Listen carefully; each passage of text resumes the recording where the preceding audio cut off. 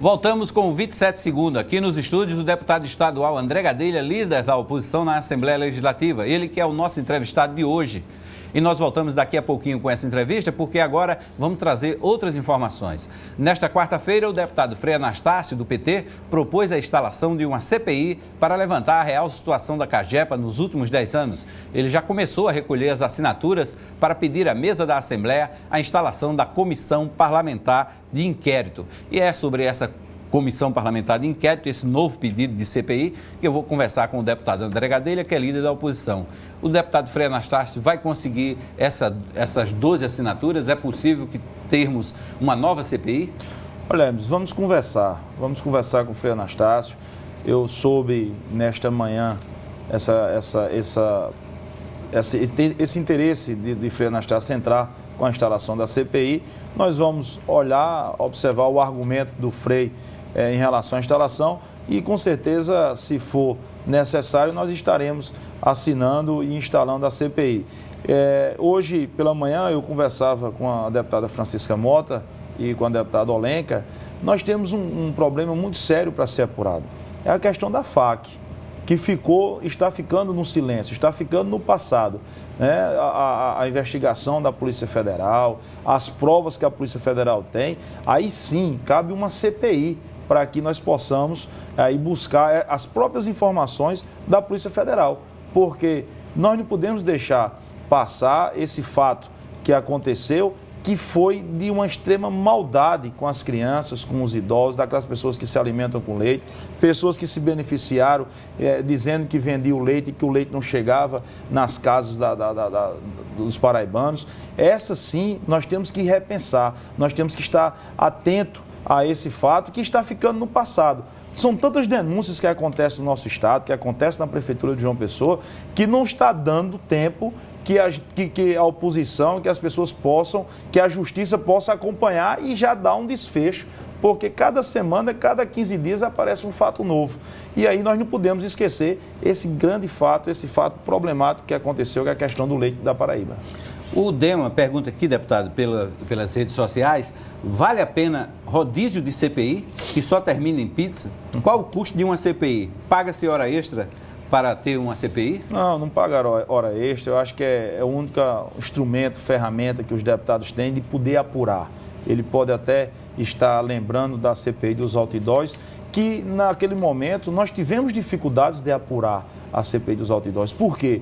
Porque antes de escutar um depoente, ele já vinha com uma liminar de um habeas corpus já preventivo, para que lá não pudesse cometer nenhuma... O direito constitucional de não falar. De não falar. Então, nós ficamos, de todos os depoentes, ninguém falava, ninguém prestava seu depoimento. Depois, nós avançamos, pedimos a quebra do sigilo telefônico e fiscal diante de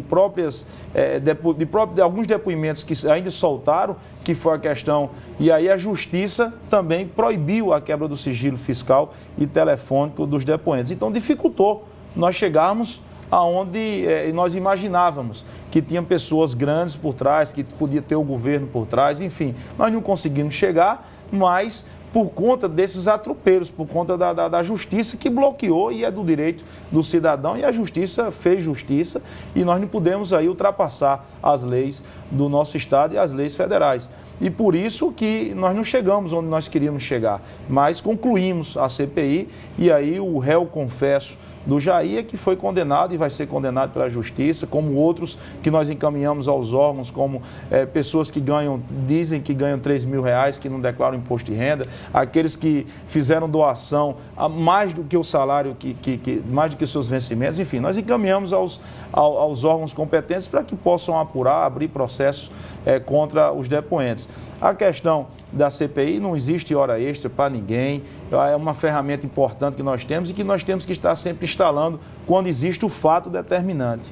Né? A questão da CAGEP, existe o fato determinante, a questão da FAC, existe o fato determinante, a questão Desculpa, a questão da jampa digital não existia o fato determinante porque é no âmbito municipal. Isso. Né? Então nós não poderíamos instalar uma CPI em relação à denúncia que foi vinculada em mídia nacional. A oposição também não pode ser assodada de apresentar qualquer pedido de CPI baseado em qualquer denúncia, na primeira denúncia que surge. Não, de maneira alguma. Nós temos que nos aprofundar, nós temos que ter o fato determinante para aí instalarmos e aí fazermos um trabalho. A questão da CAGEP existe. Agora vamos saber se vale a pena a gente apurar os 10 últimos anos, se precisa dos 10 últimos anos. Eu sei. O Wilton Maia, que é presidente do Sindicato dos Servidores da CAGEP, né, de um dos sindicatos, que é o que está liderando a greve pelo interior do Estado, que inclusive ontem teve uma liminar da Justiça determinando um percentual mínimo de funcionamento, sob pena de uma multa de R$10 mil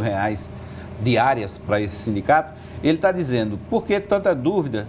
Existem sérios problemas na CAGEPA e deve ser investigado. Não há dúvida nenhuma, Milton. Nós temos que apurar. Agora, não sei se precisa apurar de 10 anos atrás, até porque a CAGEPA começou a desandar, segundo o presidente Deusdedito Queiroga, em 2007. Quando a CAGEPA começou a adquirir empréstimo e aí inviabilizou a sua economia.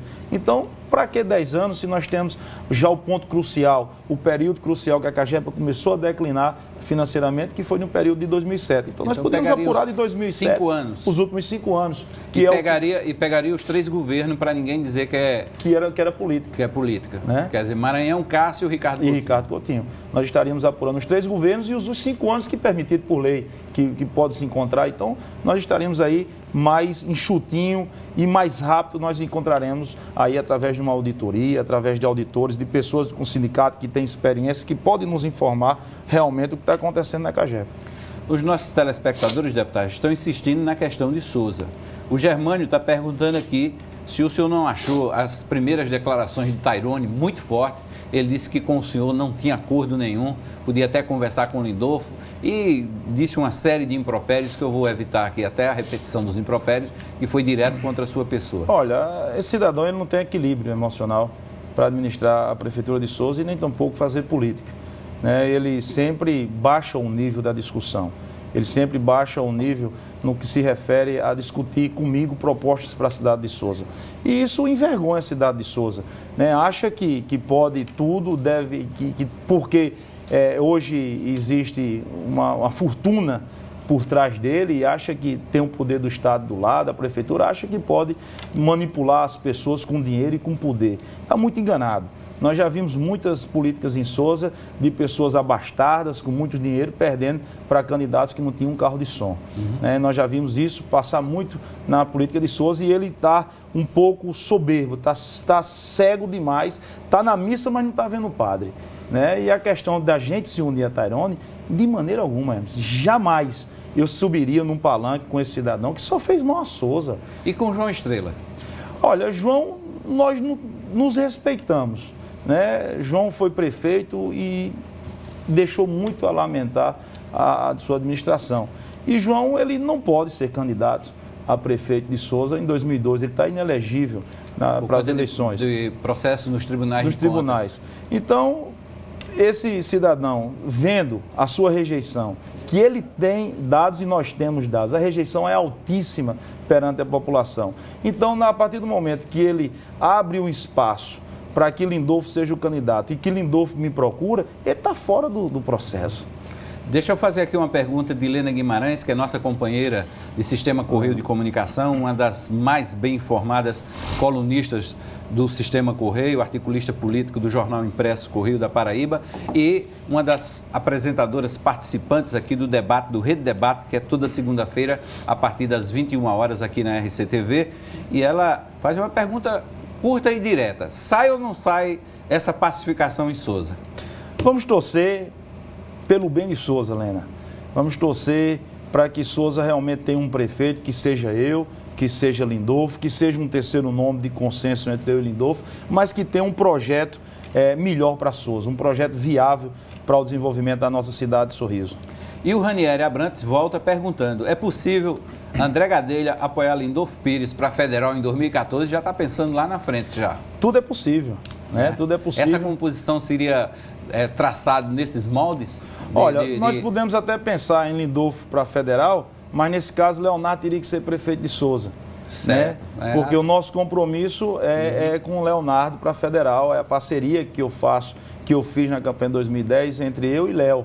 Então nós não podemos ultrapassar essa parceria. Então é uma parceria que já vem dando certo desde 2000, quando nós ingressamos na política pela primeira vez, eu e Leonardo como vice-prefeito de Salomão e eu como vereador. Então essa parceria vem desde 2000. Então são 12 anos de parceria que nós temos e vamos perpetuar essa parceria. Então pode ser André prefeito, Lindolfo estadual, Leonardo federal, pode ser Leonardo prefeito, André estadual, Lindolfo federal, pode ser Lindolfo prefeito, André estadual e Leonardo federal. É um xadrez. É um xadrez. Então vamos apenas mexer nas primeiras pedras e encontrar um projeto mais viável, não só pensando nas conjecturas, nas situações nossas para o futuro, mas sim fazer o melhor para a cidade de Souza e tirar Souza realmente desse buraco que hoje existe, hoje vive. Bom, daqui a pouco nós voltamos com a entrevista com o deputado André Gadelha, uma entrevista palpitante e que nós temos ainda algumas perguntas de telespectadores pelas redes sociais, principalmente via Twitter,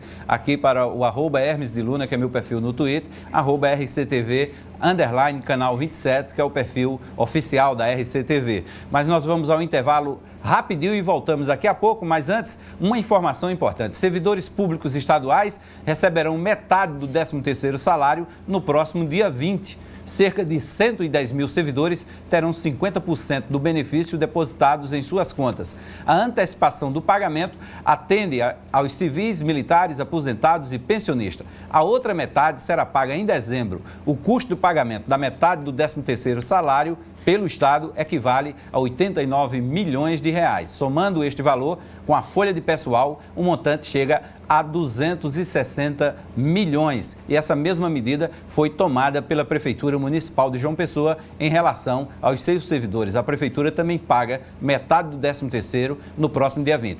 Com essa informação, vamos a um intervalo rapidinho e voltamos em seguida, novamente com a entrevista do deputado André Gadelha, líder da oposição na Assembleia Legislativa. Fique ligado, voltamos em um minuto.